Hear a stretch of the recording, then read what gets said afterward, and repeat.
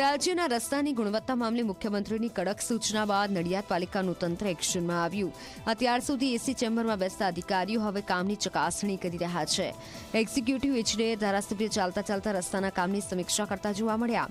કામ સમયમર્યાદામાં કેમ પૂરા ન થયા તેની તપાસ કરવામાં આવી રહી છે અને આ સાથે હવે ધરમસિંહ દેસાઈ યુનિવર્સિટીને થર્ડ પાર્ટી ઇન્સ્પેક્શનની કામગીરી પણ સોંપવામાં આવી છે।